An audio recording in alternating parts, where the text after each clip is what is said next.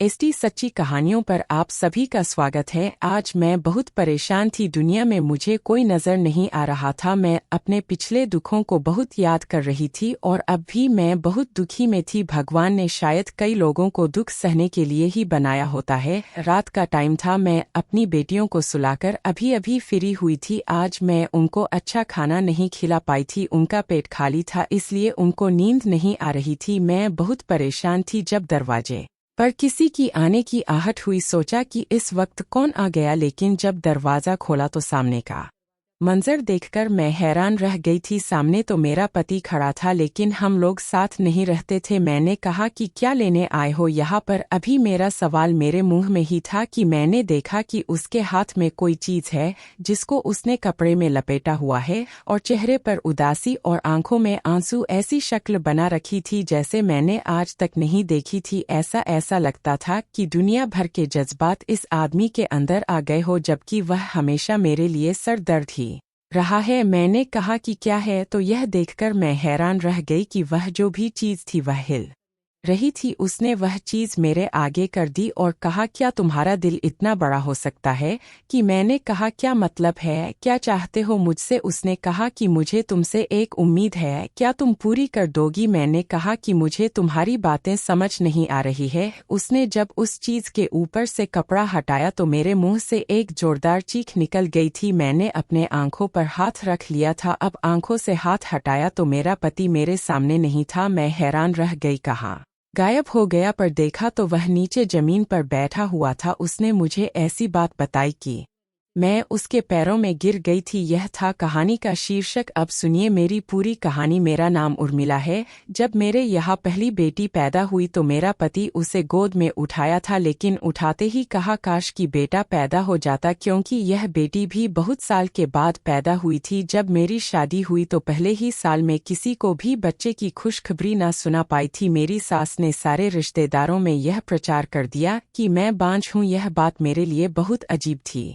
और मैं बहुत दुखी रहने लगी थी। डॉक्टर के पास गई तो उसने भी यही कहा, फिलहाल तो आपके प्रेगनेंसी की कोई उम्मीद नहीं लग रही है। मेरी सास पूरा दिन मुझसे घर के काम करवाती। मेरे पति को कहती, इस औरत से तुझे बच्चे नहीं पैदा होने वाली, दूसरी शादी क्यों नहीं कर लेता? ऐसा नहीं था। मेरा पति दूसरी शादी इसलिए नहीं कर रहा था क्योंकि वह करना चाहता था, उसे मौका नहीं मिल रहा था। मेरी सास हमारे बच्चों की शक्ल देखे बिना ही इस दुनिया से चली गई थी। इस बात का इल्जाम मेरे पति ने मुझ पर ही ठहराया था। मैं पूरा दिन घर के काम करती, ताने सुनती, बर्दाश्त करती, भगवान से प्रार्थना करती थी कि मेरी किस्मत मत बदल दे। फिर एक दिन मुझे यह खुशखबरी मिल गई कि मैं मां बनने वाली हूं। वह दिन मेरी जिंदगी का सबसे अच्छा दिन था। मुझे लग रहा था कि इसके बाद मेरी जिंदगी के सारी समस्या ही दूर हो जाएगी। शादी के 5 साल के बाद मुझे औलाद मिल रही थी। अगर बेटी भी मिलती तब भी सब खुश थे, क्योंकि 5 साल के बाद औलाद हो रही थी। लेकिन मैं भूल गई थी, यह तो जमाना है जहां औरत से ही सारी उम्मीद लगाई जाती है, पहले कि वह जल्द से जल्द बच्चा पैदा करें और फिर वह बच्चा पैदा करें तो पहले बेटा ही पैदा करें, बेटी नहीं होनी चाहिए। मुझे लगता था कि शायद मेरी बेटी को स्वीकार कर लिया जाएगा, पर उसके बाप ने जब उसे गोद में उठाया तो कहा कि बेटा हो जाता तो ज्यादा अच्छी बात थी। अगले ही पल बेटी मुझे वापस कर दी। फिर बेटी बहुत रो रही थी। मेरा पति कमरे से बाहर निकल गया था। वह मेरा और मेरी बच्ची का कोई ख्याल नहीं रखता था। मैंने कहा कि बच्ची बड़ी हो रही है, उसके खाने पीने की कोई चीज ले आओ जो बाजार में मिलती हो। तो उसने कहा कि जो घर में है वही खिला दो, मैं अलग से कोई खर्चा नहीं पालने वाला। और फिर यह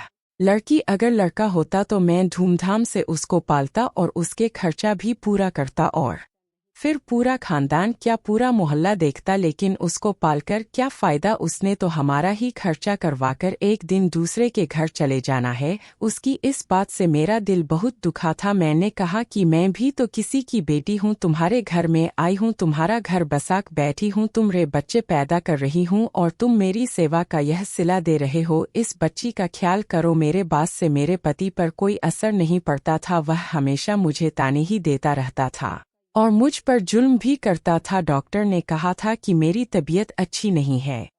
मुझे 2-3 साल तक दूसरे बच्चे के बारे में सोचना भी नहीं चाहिए, पर अभी मेरी बेटी 9 महीने की भी नहीं हुई थी। एक दिन अचानक उसकी तबीयत बहुत खराब हो गई, उसका पेट खराब हो गया। मैं सोचने लगी कि मैंने तो कोई गलती नहीं की, फिर यह सब कैसे हो गया। मोहल्ले की औरतों ने मुझे कहा कि कहीं तुम फिर से माँ तो नहीं बनने वाली, क्योंकि जब ऐसा होता है तो बच्चे का पेट खराब हो जाता है, क्योंकि तुम उसको दूध पिला रही हो। मैं परेशान हो गई। मैंने कहा अगर ऐसा हुआ तो फिर मेरे साथ बहुत बुरा होगा। अगले ही दिन डॉक्टर के पास गई तो उसने कहा कि मैं मां बनने वाली हूं। जब यह बात मेरे पति को पता चली तो उसके चेहरे पर हल्की सी मुस्कुराहट आई। उसने कहा कि अच्छी बात है। मैंने कहा कि तुम्हें यह पता नहीं है, डॉक्टर ने कहा था कि अभी मेरी हालत ठीक नहीं है। उसने कहा कि तुम कोई अनोखी काम नहीं कर रही हो, दुनिया की सारी औरतें करती हैं, सबके बच्चे पल रहे हैं, तुम्हारे भी पल जाएंगे। मैंने कहा कि मैं अकेली हूँ, मेरे साथ कोई नहीं है।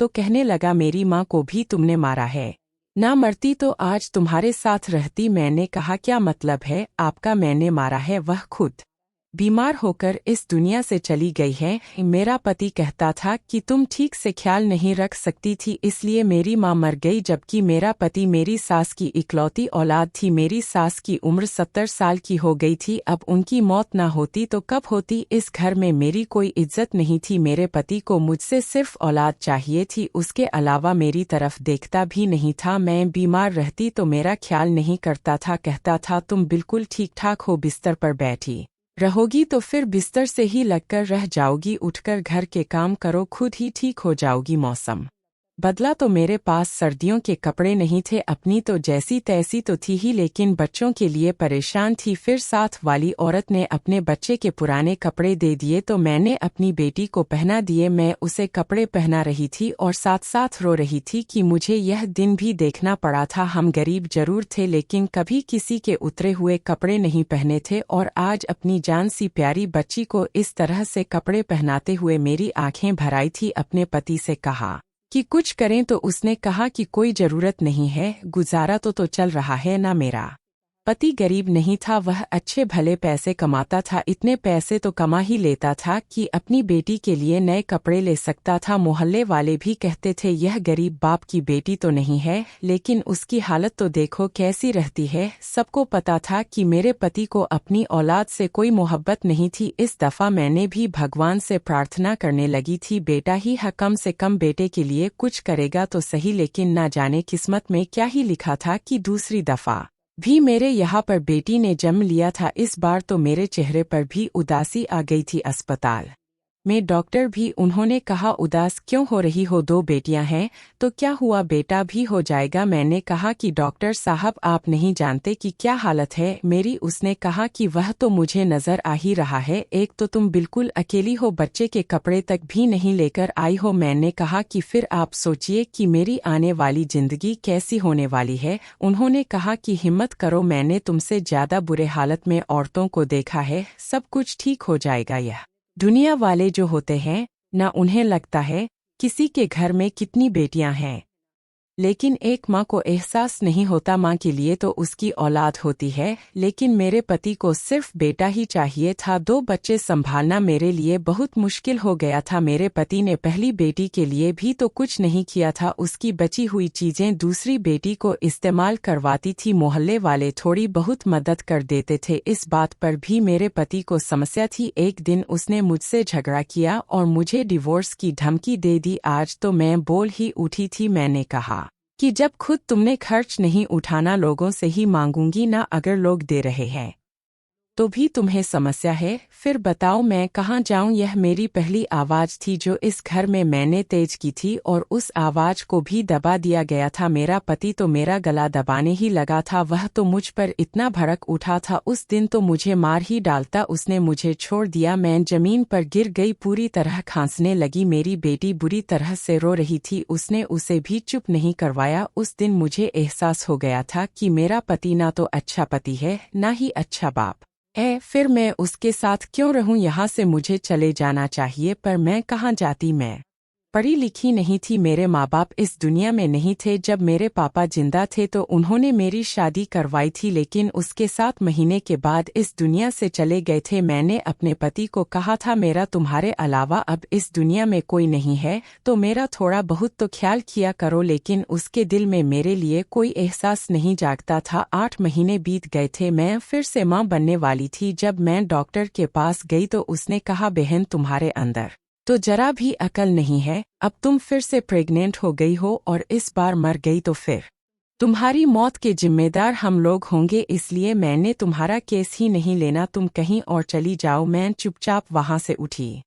एक औरत कहने लगी, औरतों को खुद ही शौक चढ़े होते हैं, वरना ऐसी भी क्या बात है, जब पता है कि बच्चे छोटे हैं और अपनी हालत भी ठीक नहीं है तो बच्चे पैदा करना ही क्यों, भगवान इनको समझाए। मैं उस औरत को क्या समझाती कि मेरे साथ क्या समस्या थी। मेरा तो अपनी सांसों पर भी वश नहीं था, अपनी जिंदगी पर भी वश क्या चलता। मैं रोती हुई वहां से चली आई और एक दूसरे डॉक्टर के पास आ गई। वहां मुझे झूठ बोलना पड़ा, यह मेरा दूसरा बच्चा है। उसने कहा कि हालत बहुत खराब है, अगर मर गई तो हम जिम्मेदार नहीं होंगे। मैंने कहा, भगवान ना करे मैं मरूं, अगर मैं मर गई तो बहुत बुरा होगा। उसने कहा, क्यों, मौत से डर लगता है?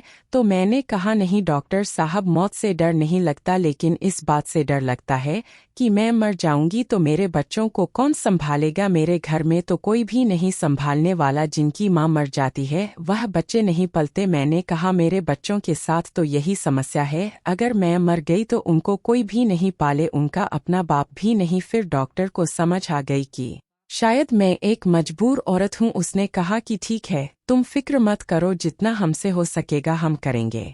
सरकारी अस्पताल में तुम्हारा इलाज करवाएंगे, लेकिन जो दवाइयाँ तुम्हें दी जाएगी तुम वक्त पर जरूर खा लेना। मेरा पति ने शोर मचा रखा था, वह कहता था कि पता करके बताओ कि बेटा है या बेटी। पहले बच्चों की दोनों की पैदाइश पर तो उसे इस चीज की अकल नहीं थी और मैंने भी पता नहीं किया था, पर इस बार तो उसे किसी ने बता भी दिया था कि पहले यह पता चल जाता है कि बेटा होने वाला है या बेटी। 5वां महीना शुरू हुआ था, उसने मुझे तंग करना शुरू कर दिया था। मैंने डॉक्टर से पूछा तो उन्होंने मेरी हालत देखकर मुझे बता दिया, इस बार भी तुम्हारी बेटी होने वाली है। मेरा तो दिल बुरी तरह से टूट गया था। मेरे पति ने जब मुझसे बार बार पूछा तो मैंने कहा कि बेटा होने वाला है तो वह बहुत खुश हुआ। मैंने झूठ बोला था, लेकिन मैं और क्या करती, वह मेरे खाने पीने का भी ख्याल रखता था और बेटे के लिए हर चीज भी बनवाने लगा था। मुझे पता था जिस दिन मेरा यह झूठ सामने आएगा उस दिन तो वह कोई ऐसी हरकत जरूर करेगा, उसके बाद कुछ नहीं बचेगा। लेकिन फिलहाल मुझे यह सब कुछ ठीक लग रहा था, कम से कम वह ख्याल तो रख रहा था। मैंने मोहल्ले की एक औरत से यह बात बताई तो उसने कहा, तुम बहुत गलत कर रही हो, तुम जानबूझकर आग से खेल रही हो, तुम्हें ऐसा नहीं करना चाहिए था। फिर तुम्हारा पति तुम्हारे साथ बुरा सलूक करेगा तो शिकायत मत करना। मैंने कहा, और कोई रास्ता भी तो नहीं है मेरे पास। मैं तीसरी बार भी एक बेटी को ही जन्म दिया। जब मेरे पति को पता चला कि बेटी पैदा हुई है तो उसने कहा कि मेरी औलाद नहीं है, मेरे बेटे को आप लोगों ने गायब कर दिया है। उन्होंने कहा कि तुम्हारी पत्नी ने बेटे को जन्म नहीं दिया है, बेटी को ही जन्म दिया है, और तुम्हारी पत्नी को भी यह बात पहले से पता थी, उसने जरूर तुमसे झूठ बोला होगा। अब तुम हमारे अस्पताल में खड़े होकर तमाशा मत करो, अपनी औलाद को पकड़ो। मेरे पति ने बेटी को गोद में भी नहीं उठाया था, वहां से चला गया। नर्स बार बार मेरे पास आ रही थी और मुझे कह रही थी कि बेटी के लिए कपड़े क्यों नहीं लेकर आई, जो तुम कपड़े लाई हो वह तुम्हारी बेटी को पूरा नहीं पड़ रहा है, पता नहीं किसके कपड़े उठा लाई हो, और मौसम तो देखो, आपको तो इतनी अकल नहीं थी। मैं बुरी तरह से रो रही थी और अस्पताल के वार्ड में पड़ी हुई थी। मेरी हालत बहुत बुरी थी, मेरी बेटियां छोटी थी, उनको मैंने मुश्किल से अपने पास बिठाया हुआ था, बल्कि दूसरी वाली बेटी के पैरों के साथ दुपट्टा बांधकर मैंने उसे बेड के साथ बांध रखा था, जैसे किसी भेड़ बकरी को बांधा जाता है कहीं वह चली ना जाए। सबसे बड़ी बेटी बस इतनी बड़ी हो गई थी, एक तरफ चुपचाप बैठी रहती थी, वह भी अपनी उम्र के हिसाब से ठीक नहीं थी, ना शरारत करती थी ना कुछ बोलती थी, बस चुपचाप बैठी रहती थी। वहाँ एक औरत बैठी थी जिसकी बेटी ने बेटे को जन्म दिया था। उसने कहा कि हमें डॉक्टर ने कहा था कि आपके यहाँ बेटी होने वाली है, लेकिन हमारे यहाँ बेटा हुआ है, मेरे पास कुछ फालतू कपड़े हैं। उसे तुम ले लो, नहीं तो बच्चे को सर्दी लग जाएगी। उसने वह कपड़े मेरी बेटी के लिए दे दिए। मेरी आंखों में आंसू थे। उसने कहा कि तुम्हारे साथ कोई भी नहीं है। मैंने कहा मैं बिल्कुल अकेली हूँ। उसने कहा कि पति तो है ना, उसको चाहिए कि वह तुम्हारा ख्याल करे। मैंने कहा वह मेरा ख्याल नहीं करता। उस औरत ने मेरे ऊपर हमदर्दी दिखाई, मेरी बेटी को कपड़े भी दिए और मुझे थोड़ा बहुत खाना भी खिलाया। मैं अपनी बेटी को खुद ही लेकर वापस घर आई। मेरा पति घर पर नहीं था। घर में खाने को कुछ भी नहीं था। घर गंदा पड़ा हुआ था। मेरी हालत बिल्कुल ठीक नहीं थी। पता नहीं मेरी जिंदगी कैसे बच गई। मैंने घर को साफ किया। जो कपड़े मेरे पति ने अपने बेटे के लिए बनवाए थे उसने वह सारे कपड़े छुपा दिए थे। उसने कहा इस कपड़े को तुम हाथ भी नहीं लगाना, मैंने इस बच्ची के लिए नहीं बनवाया, तुमने मुझसे झूठ बोला था। वह अस्पताल में ही मुझको बहुत सारी बातें सुनाकर चला गया था। कहाँ गया था मुझे कुछ नहीं मालूम था। 5 दिन मैंने बड़ी मुश्किल से बिताए थे। मेरे बच्चे तो मेरा दूध पीकर अपना पेट भर लेते थे, लेकिन मेरी हालत बहुत गिरती जा रही थी। मेरा पति वापस आ गया, लेकिन इस बार अकेला नहीं था। उसके साथ एक औरत थी जिसके साथ उसने शादी कर ली थी। शायद इसलिए वह 3-4 दिन से गायब था। मैंने सोचा कि मेरी किस्मत तो खराब है ही, मेरा पति दूसरी शादी करके आ गया। अब मुझे सौतन को बर्दाश्त करना पड़ेगा। लेकिन यह बात सुनकर मैं एकदम घबरा गई। उसने कहा कि तुम इस घर से चली जाओ, इस घर में एक ही अच्छा कमरा है और यहाँ पर मेरी दूसरी पत्नी रहेगी, तुम्हें यहाँ से जाना होगा। मैंने कहा कि मैं कहाँ जाऊंगी, मेरे साथ 3 बेटियां हैं, कुछ तो सोचो, एक बेटी तो अभी 5 दिन की है। उसने कहा कि मेरी समस्या नहीं है, अपनी बेटियों को उठाओ और यहाँ से दफा हो जाओ। मैं सोच भी नहीं सकती थी कि मेरा पति मेरे साथ इस तरह का व्यवहार भी करेगा। अगर उसने दूसरी शादी कर ली है तो कम से कम मुझे भी अपनी जिंदगी में रखेगा। मैं एक छत के नीचे तो रहूंगी, अपनी औलाद को खुद पढ़ा लूंगी और खिला लूंगी, कोई काम कर लूंगी। लेकिन उसने मेरे सर से छत भी छीन ली थी और शाम के टाइम मुझे मेरी बेटियों को घर से निकाल दिया। उसने कहा कि तुम्हें मैंने सुबह ही कहा हुआ था यहाँ से निकल जाना, तुम अभी तक बैठी हुई हो क्यों? मैं उसके पैरों में बैठ गई। मैंने कहा कि मुझ पर तरस खाओ और जरा भगवान से डरो। उसने कहा कि तुम्हारे लिए मेरे पास कुछ भी नहीं है, ना तरस, ना मोहब्बत, ना रिश्ता, कुछ भी नहीं है। तुमने मुझसे झूठ बोला, तुम्हें उस टाइम सोचना चाहिए था। मैंने कहा मैं मजबूर थी, झूठ ना बोलती तो क्या करती। उसने कहा खैर झूठ बोला भी तो मैंने सोच ही था कि अगर इस बार तेरी बेटी पैदा होगी तो मैं दूसरी शादी कर ही लूंगा, और मैंने शादी कर ली है। मैंने कहा मैं घर के एक कोने में पड़ी रहूंगी, घर के सारे काम कर दूंगी, मुझे यहाँ से मत निकालो। उसने कहा कि नहीं, मेरी दूसरी पत्नी को तुम्हारा यहाँ रहना बर्दाश्त नहीं है, इसलिए तुम्हें जाना होगा। शाम का टाइम था। मैं अपनी तीनों बेटियों को अपने गले से लगाए किस तरह निकली यह तो मैं ही जानती हूँ। मेरी बड़ी बेटी ने मेरा दुपट्टा पकड़ा हुआ था, वह चलने वाली थी इसलिए चल रही थी। बाकी दोनों को मैंने गोद में उठा रखा था। थोड़ा बहुत सामान था और थोड़े से पैसे भी छुपा रखे थे, लेकिन उन पैसों में क्या करती। उसके बाद जिंदगी ने मुझे जो वक्त दिखाया वह बहुत ही बुरा था। एक दिन मुझे खबर हुई कि मेरी सौतन प्रेग्नेंट है और वह मां बनने वाली है, जबकि अभी उनकी शादी को 1.5 साल नहीं हुए थे। मैंने कहा कि शायद उसकी किस्मत अच्छी है जो पहले साल में ही मां बनने वाली है। जिनकी किस्मत अच्छी होती है उनकी किस्मत शुरू से ही अपना रंग दिखा देती है। मेरी तरह बुरी किस्मत वाले एक दिन भी अच्छा नहीं देखते, जैसे मैंने एक दिन भी अच्छा नहीं देखा था। मेरी बेटी को ठीक से खाना नहीं मिलता था, वह कमजोर हो गई थी, दुबली पतली हो गई थी, अपनी उम्र के हिसाब से बहुत कम लगती थी। ऐसा लगता था कि कम उम्र है, लेकिन उम्र में ज्यादा थी पर कमजोर इतनी थी।